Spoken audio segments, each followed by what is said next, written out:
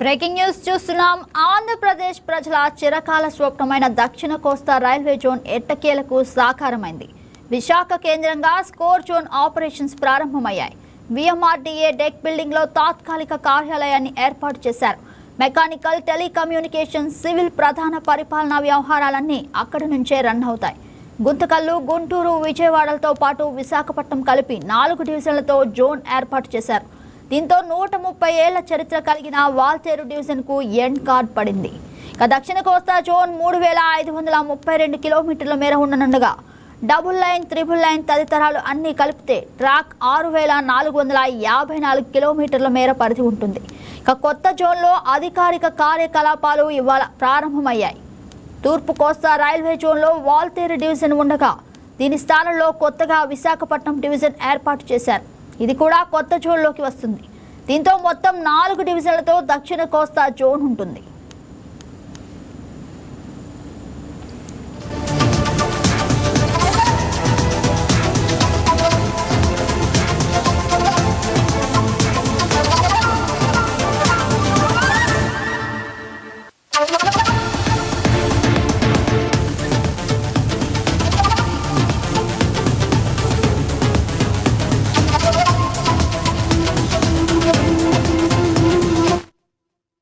Zone పరిధిలో మొత్తం 385 స్టేషన్లు ఉండగా 4 డివిజన్లు కలిపి 62,000 మంది ఉద్యోగులు పనిచేయనున్నారు. జోన్ ప్రధాన కార్యాలయం ఉండే విశాఖలో 128 మంది గెజిటెడ్ అధికారులు, 1100 మంది నాన్ గెజిటెడ్ అధికారులు అదనంగా ఉంటారు. ఈ జోన్ ద్వారా రైల్వే శాఖకు 15,500 కోట్ల ఆదాయం లభించనుంది. ఏటా 100 మిలియన్ టన్నుల సరుకు రవాణా ఈ జోన్లో జరగనుంది. ఇదే అంశానికి సంబంధించి మరింత సమాచారం మా special correspondent Durga Prasad live లో అందిస్తారు. గుడ్ మార్నింగ్ దుర్గా ప్రసాద్, చెప్పండి. ఉత్తరాంధ్ర ప్రజల చిరకాల కోరిక ఈ రోజు నెరవేరిందని మనం చూడొచ్చు. ఆ విభజన హామీల్లో కూడా కీలకంగా ఉన్న రైల్వే జోన్ సంబంధించి తొలి అడుగులు అయితే ఈ రోజు అధికారికంగా పడిందని చెప్పచ్చు. బడ్జెట్ నోటిఫికేషన్ రిలీజ్ అయిన తర్వాత ఈ రోజు నుంచి అంటే జూన్ 1వ తేదీ నుంచి విశాఖపట్నం వేదికగా ఈ కొత్త రైల్వే జోన్ సౌత్ కోస్ట్ ఏదైతే దక్షిణ కోస్తా చెప్తున్నామో ఈ కొత్త రైల్వే జోన్ పనులు అయితే అధికారికంగా ఈ రోజు సిరిపురంలో ఉన్న విఎంఆర్డీఏ డెక్ బిల్డింగ్ ద్వారా అధికారికంగా అయితే ఈ రోజు నుంచి సేవలు అయితే కొనసాగిస్తుంది.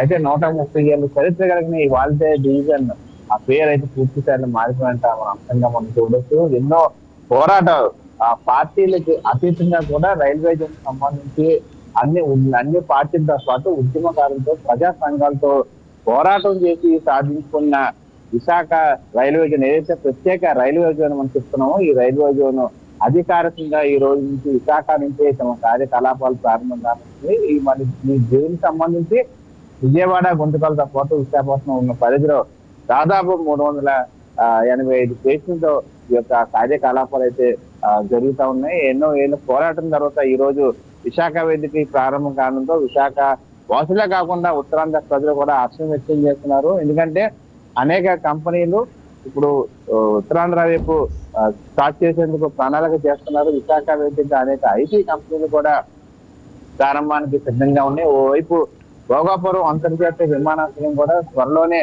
ప్రజలకు అందుబాటులోకి రానుంది. జూలై 8 నుంచి కూడా ఆ సింగపూర్ ఫ్లైట్ కూడా ఇంటర్నేషనల్ ఫ్లైట్ కూడా ఎగిరేందుకు సిద్ధంగా ఉందని చెప్పి కూడా ఇటీవలే అధికారికంగా తమ వెబ్సైట్ లో కూడా సింగపూర్ ఎయిర్లైన్స్ కూడా ప్రకటించింది. ఈ నేపథ్యంలో ఎంతో మంది ఉద్యోగులు కావచ్చు, లేకపోతే బిజినెస్ మ్యాన్లు కావచ్చు, ప్రధానంగా విశాఖ కేంద్రంగా ఆర్థిక రాజధాని ఎదుగుతున్న విశాఖలో అనేక కంపెనీలు కూడా వచ్చే అవకాశం ఉంటుంది. ఈ నేపథ్యంలో ఈ కొత్త రైల్వే జోన్ అధికారికంగా కార్యకలాపాలు చేయడం వల్ల సొంతంగా నిర్ణయం తీసుకునే అవకాశాలు, వెసులుబాటు ఎక్కువగా ఉంటే కొత్త రైలు ప్రవేశపెట్టాలన్నా, రైళ్లు పొడిగించాలన్నా, స్పెషల్ గా కొత్త రైళ్లు కొనసాగించి దాన్ని వీక్లీ ఎక్స్ప్రెస్ లో ప్రత్యేక రైళ్లు ఏవైతే ఉందో దాన్ని రెగ్యులర్ చేయాలన్నా అనేక వెసులుబాట్లు కూడా అవకాశం ఉంటే ప్రత్యేక నిర్ణయాలు తీసుకునే అవకాశం ఉండదు. కాబట్టి రానున్న భవిష్యత్తు కాలంలో ఇది ఉత్తరాంధ్రకే తలమానికంగా ఉండబోతుంది. అదేవిధంగా యువతకు సంబంధించి ఉద్యోగ అవకాశాలు అనేక పుష్కలంగా ఉంటాయి.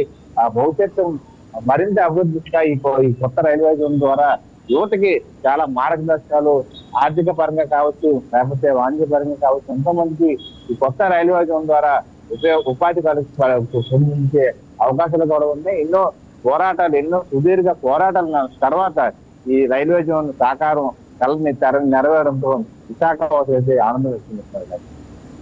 Yes right Durga Prasad, thank you for the update.